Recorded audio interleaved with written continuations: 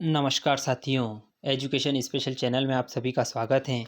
साथियों, आज हम आयकर विवरणी फाइल के बारे में विस्तृत रूप से जानेंगे। वित्तीय वर्ष 2020-21 के लिए आयकर विवरणी फाइल कैसे दाखिल करेंगे, ये पूरी जानकारी मैं वीडियो के माध्यम से बताने वाला हूं। इससे पहले यदि आप चैनल पर नए हैं और अभी तक आपने चैनल को सब्सक्राइब नहीं किया है तो प्लीज़ मित्रों, सबसे पहले आप चैनल को सब्सक्राइब कर लें और बेल आइकन को प्रेस कर लें ताकि आने वाले वीडियो के नोटिफिकेशन आप तक पहुंचते रहेंगे, मिलते रहेंगे। आइए शुरुआत करते हैं। वित्तीय वर्ष 2020-21 कर निर्धारण वर्ष 2020-21। सबसे पहले नाम, पद, विभाग, स्थायी लेखा नंबर, पैन, कार्यालय का पता। अधिक आयकर के भार से कैसे बचें, वित्त अधिनियम 2020 वित्तीय वर्ष 2020-21 के लिए। आदरणीय महोदय, आयकर केंद्रीय सरकार द्वारा करदाता की वित्तीय वर्ष के कुल आय पर निर्धारित दरों से लगाया जाता है। यदि करदाता की वित्तीय वर्ष के दौरान कुल आय आयकर छूट की निर्धारित सीमा अर्थात 2,50,000 से अधिक हो तो उन्हें निर्धारित देय तिथि 31 जुलाई 2021 के पूर्व निर्धारित प्रारूप में आयकर विवरणी जमा करना अनिवार्य है, भले ही उन्हें कोई आयकर नहीं पटाया हो अथवा नियोक्ता द्वारा उनका टीडीएस काट लिया गया हो, अन्यथा आयकर अधिनियम के अधीन आयकर विभाग द्वारा पेनाल्टी लगाने का प्रावधान है। साथियों, ध्यान देने योग्य बात है, यदि किसी कर्मचारी की 2,50,000 से अधिक आय है तो उनको आयकर विवरणी दाखिल करना अनिवार्य है, ये इसमें कहा गया है। कर्मचारियों से देय आयकर की कटौती स्रोतों पर ही किए जाने का प्रावधान है, जिसके लिए वेतन आहरण वितरण अधिकारी डीडीओ का दायित्व होता है कि वे अपने अधीन कर्मचारियों के वेतन से देय उचित आयकर की कटौती कर वे शेष वेतन का भुगतान करें तथा आयकर की काटी गई राशि तुरंत सरकारी खजाने में जमा कराएं। प्रायः देखा गया है कि फरवरी माह में कर्मचारी गण अपने आयकर का आकलन करते हैं, जिससे आयकर के भुगतान का भार एक ही माह में पड़ जाता है।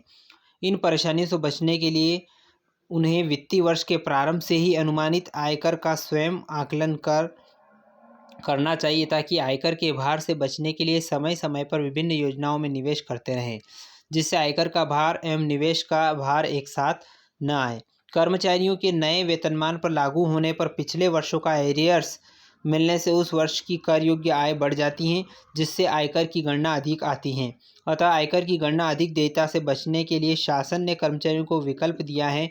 चाहे तो वे संबंधित वर्ष से लागू आयकर की दर से इस वर्ष प्राप्त बकाया राशि पर आयकर दे सकते हैं, या इस प्रकार कर में धारा 89(1) के तहत राहत प्राप्त की जा सकती है। अब वो क्या है वो जान लें। आयकर के महत्वपूर्ण प्रावधान। वित्तीय वर्ष 2020-21 के लिए लागू आयकर की दर, सरचार्ज व शिक्षा अधिभार की दरें इस प्रकार हैं। भारत के निवासी प्रत्येक व्यक्ति जिसकी उम्र 31/3/2021 तक के दौरान किसी भी समय 60 वर्ष से कम हो तो उनके लिए प्रथम 2.5 लाख तक शून्य रहेगा। 2,50,000 1 से लगाकर 5 लाख तक 5%, 5 लाख 1 से 10 लाख तक 20% और 10 लाख से अधिक आय पर 30% का दर आयकर रहेगा।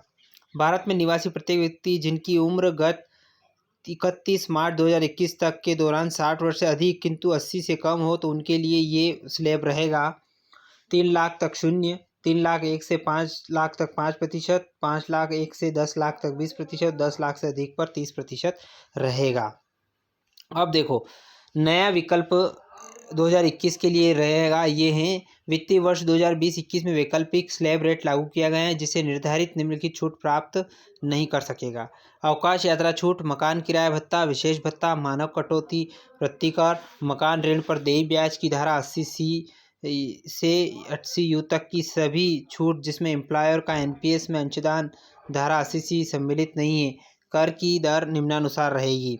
2,50,000 तक शून्य, 2,50,000 1 से 5 लाख तक 5%, 5 लाख 1 से 7,50,000 तक 10%, 7,50,000 1 से 10 लाख तक 15%, 10 लाख 1 से 12,50,000 तक 20%, 12,50,000 1 से 15 लाख तक 25% और 15 लाख से अधिक पर 30% आयकर का रहेगा परसेंटेज। अब मानक कटौती क्या है ये भी जान लेते हैं। धारा 16 के अंतर्गत वेतन भोगियों को 50,000 या प्राप्त वेतन की राशि में जो भी हो मानक कटौती के रूप में 2020-21 के लिए स्वीकृत होगी, जो कि अधिकतम 50,000 की स्वीकृति है। 5 लाख तक कुल कर योग्य आय वाले व्यक्तियों को 12,500 की छूट 87A के तहत। ऐसे निवासी करदाता जिनकी कुल कर योग्य आय 5 लाख तक हैं, उन्हें वित्तीय वर्ष 2020-21 में 12,500 या वास्तविक देय आयकर की राशि जो कम हो की छूट धारा 87A के तहत उनको मिलेगी। सरचार्ज क्या रहेगा ये भी जान लेते हैं। व्यक्तियों, HUF, AOP, BOI, सहकारी समिति, फर्म आदि के मामले में यदि कुल आय 50 लाख से ज़्यादा और 1 करोड़ से कम हो तो 10% अधिभार लगेगा। यदि कुल आय 1 करोड़ से अधिक व 2 करोड़ तक हो तो 15% अधिभार लगेगा। यदि आय 2 करोड़ से अधिक और 5 करोड़ तक हो तो 25% अधिभार लगेगा, और यदि 5 करोड़ या उससे अधिक होने पर 37% अधिभार लगेगा। ये 2020-21 के लिए लागू रहेगा। स्वास्थ्य और शिक्षा अधिकर के बारे में जान लेते हैं। 2018-19 से स्वास्थ्य और शिक्षा अधिभार कुल आयकर पर 4% देय होगा। पहले ये 3% लगता था शिक्षा उपकर, लेकिन अब इसमें स्वास्थ्य जोड़ दिया गया है, इसलिए 4% लगता है। अति सीनियर सिटीजन जिनकी उम्र 80 वर्ष से अधिक हो, उन्हें आयकर गणना के लिए 5 लाख तक आय निरंक होगा। स्वयं के मकान निर्माण हेतु लिए गए ऋण हेतु देय ब्याज की राशि में छूट की अधिकतम सीमा 2 लाख तक है, धारा 24(1) के अनुसार। धारा 80C के अंतर्गत निवेश कर के भार से बचें, इसकी अधिकतम सीमा है 1,50,000। इसमें क्या क्या अपन ले सकते हैं वो बता देता हूँ मैं आपको। GPF, GIS, PPF, ELSS, Sukanya Samriddhi खाते आदि में निवेश की गई राशि पर 100% छूट के योग्य होगी। भारतीय जीवन बीमा प्रीमियम एवं अन्य जीवन पॉलिसियों के लिए निवेश की गई 100% छूट के योग्य होगी। भारतीय जीवन बीमा पॉलिसी प्रीमियम 1/4/2013 को या उसके बाद जारी पॉलिसी पर जीवन बीमा प्रीमियम यदि बीमित व्यक्ति यदि विकलांगता से 80U या किसी रोग से 80 DDB पीड़ित हो तो बीमा राशि के 15% तक कटौती योग्य होगा। यानी कि जबकि सामान्य व्यक्ति के लिए जारी पॉलिसी पर बीमा प्रीमियम 10% तक की सीमा में ही कटौती के योग्य हो हैं। राष्ट्रीय बचत पत्र में निवेश की गई राशि 100% के छूट योग्य है। 2 बच्चों की ट्यूशन फीस की रसीद प्रस्तुत करने पर 100% छूट के योग्य होगी। गृह ऋण वापसी पर प्रमाण पत्र प्रस्तुत करने पर मूलधन का 100% छूट के योग्य होगा। बैंक में 5 वर्षों के लिए स्थायी जमा यानी FD पर भी 100% छूट के योग्य, किंतु इसे 5 वर्षों के पूर्व निकालने पर कर योग्य होगी। MFDR पर मिलने वाला ब्याज कर योग्य होगा। भारतीय जीवन बीमा या अन्य पेंशन जमा योजना में जमा की गई प्रीमियम राशि पर 100% छूट के योग्य होगी। उपरोक्त के अतिरिक्त वे सभी निवेश जो पूर्व में धारा 88 के अंतर्गत स्वीकृत थे 80C के निवेश में शामिल होंगे। डाकघर मियादी जमा नियम 1981 के अंतर्गत खाते में 5 वर्षों की मियादी जमा एवं वरिष्ठ नागरिक जमा योजना नियम 2004 के अंतर्गत किसी खाते में जमा यदि जमा तिथि से 5 वर्ष पूर्व कोई राशि निकाली जाती है तो वह उस गत वर्ष की आय मानी जाएगी। धारा 80C केंद्रीय कर्मचारियों के लिए नेशनल पेंशन स्कीम न्यूनतम 3 वर्ष के लिए रहेगी। धारा 80CC वित्तीय वर्ष 2020-21 में विभिन्न मदों के लिए निवेश किए गए अधिकतम की कोई उप सीमा नहीं होगी, अर्थात किसी मद में कुल अधिकतम सीमा 1,50,000 रुपये तक का निवेश किया जा सकता है। धारा 80C(D)(1)(B) नवीन पेंशन योजना NPS में 50,000 तक निवेश कर धारा 80CCE के तहत देय रुपये 1,50,000 तक की कटौती के अतिरिक्त कटौती देय हैं। बात कर लेते हैं स्वयं एवं स्वयं की पत्नी, आश्रित माता पिता बच्चों के स्वास्थ्य पर चिकित्सा बीमा अधिकतम 25,000। यदि बीमित व्यक्ति वरिष्ठ नागरिक हो तो 50,000 छूट प्रदान की जाएगी 80D के तहत।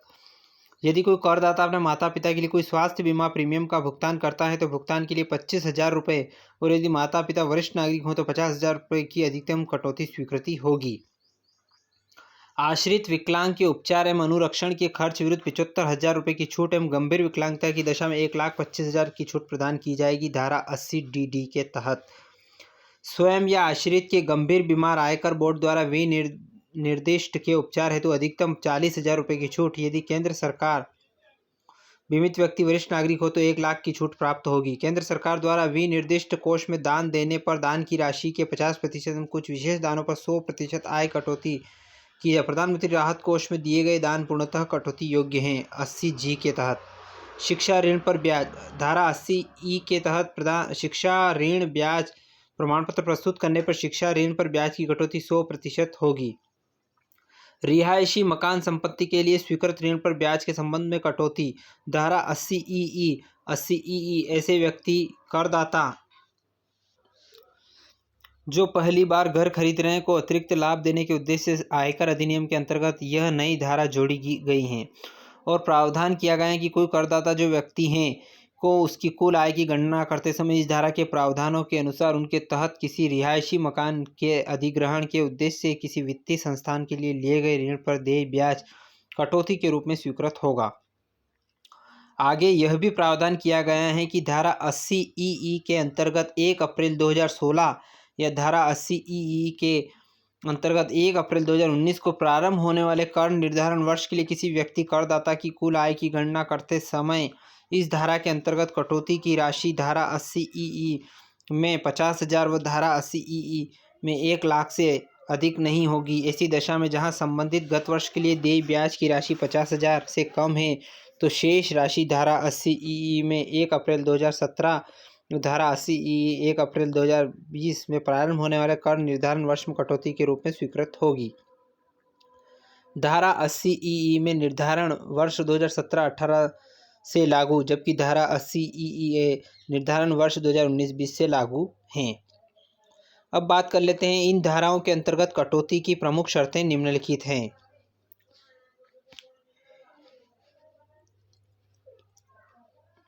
वित्तीय वर्ष के द्वारा ऋण की स्वीकृत धारा 80EE में 1 अप्रैल 2016 से प्रारंभ एवं 31 मार्च 2017 को समाप्त, जबकि धारा 80EE में 1 अप्रैल 2020 से प्रारंभ किए एवं 31 मार्च 2021 को समाप्त समय अवधि के दौरान की गई हो। उक्त रिहायशी मकान संपत्ति के अधिग्रहण के लिए स्वीकृत ऋण की राशि धारा 80EE में 35 लाख से अधिक न हो, जबकि धारा 80EE में कोई सीमा नहीं है। उक्त मकान संपत्ति का मूल्य धारा 80EE में 50 लाख व धारा 80EE में 45 लाख से अधिक न हो। ऋण की स्वीकृति के लिए करदाता के पास अन्य कोई रिहायशी मकान संपत्ति न हो, दोनों धाराओं में। इन धाराओं के उद्देश्य से वित्तीय संस्थान से आशय एक बैंकिंग कंपनी जिस पर बैंकिंग नियमन अधिनियम 1949 लागू होता है से हैं। इसमें उस अधिनियम की धारा 51 के अंतर्गत बताए गए बैंकिंग संस्थान या बैंक अथवा हाउसिंग फाइनेंस कंपनी शामिल है। यहाँ हाउसिंग फाइनेंस कंपनी से आशय ऐसी पब्लिक कंपनी से जिसका निर्माण या पंजीयन भारत में रिहायशी उद्देश्यों के लिए घर के निर्माण या क्रय के लिए दीर्घ अवधि वित्त प्रदान करने के व्यवसाय को चलाने के प्रमुख उद्देश्य से किया गया हो। फाइनेंशियल ईयर 19-20 से एक नया सेक्शन 80EE भी लागू हुआ, जिसके अनुसार इलेक्ट्रिक वाहन की खरीद के प्रयोजन के लिए किसी भी वित्तीय संस्था से लिए गए ऋण 1 अप्रैल 2019 व 31 मार्च 2020-23 के बीच मंजूर हुआ हो पर देय ब्याज 1,50,000 रुपये की अधिकतम सीमा में कटौती योग्य होगा। इलेक्ट्रिक वाहन मोटर द्वारा संचालित होती हैं जिसे पावर की आपूर्ति वाहन में स्थापित बैटरी द्वारा की जाती है। अगला है बचत खाते में जमा पर ब्याज के संबंध में कटौती। धारा 80TTA बचत खातों से प्राप्त ब्याज बैंक एवं डाकघर अधिकतम 10,000 रुपये तक की कटौती स्वीकार्य होगी, मियादी खातों की ब्याज को छोड़कर। बचत खाते और मियादी खाते में जमा पर ब्याज के संबंध में कटौती। 80TTB वरिष्ठ नागरिकों को बचत खातों एवं मियादी खातों से प्राप्त ब्याज बैंक एवं डाकघर अधिकतम 50,000 रुपये तक की कटौती स्वीकार्य होगी। स्थायी विकलांग या दृष्टिदोष निर्धारित को विकलांगता 40% से अधिक होने पर 75,000 एवं विकलांगता 80% से अधिक होने पर 1,25,000 तक की कटौती प्रदान की जाएगी। 2,50,000 से अधिक कर योग्य आय वालों को ई रिटर्न जमा करना अनिवार्य होगा। साथियों, ध्यान रखने योग्य बात है कि जिनकी आय 2,50,000 से अधिक हैं उनको ई रिटर्न भरना अनिवार्य है। ऐसे व्यक्ति या अविभाजित हिंदू परिवार जिसकी वित्तीय वर्ष में कुल आय 2,50,000 से अधिक हो उन्हें ई रिटर्न जमा करना अनिवार्य किया गया है। कुल आय को 10 के निकटतम तक राउंड अप करने के पश्चात कुल आय पर निर्धारित दर से कुल आयकर की गणना की जानी चाहिए।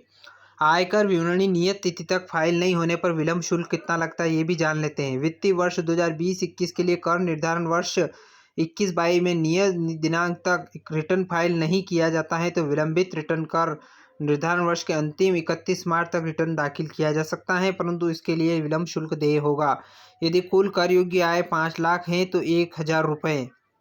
अन्य मामलों में यदि आयकर रिटर्न 31 दिसंबर तक जमा किए गए हैं तो 5,000 रुपये, यदि आयकर रिटर्न 31 दिसंबर के बाद जमा किए गए हो तो 10,000 रुपये।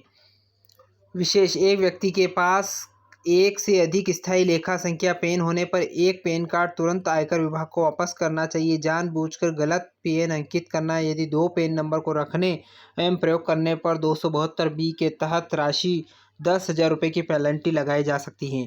प्रमुख जानकारियों के प्रकाशन में हमारी ओर से कुछ कमियां और त्रुटियां रह गई हैं तो उसके लिए हम क्षमा प्रार्थी हैं। तो साथियों, उम्मीद करता हूं कि पूरा वीडियो आपको समझ में आया होगा। यदि वीडियो अच्छा लगे तो लाइक करें, ज़्यादा से ज़्यादा शेयर करें।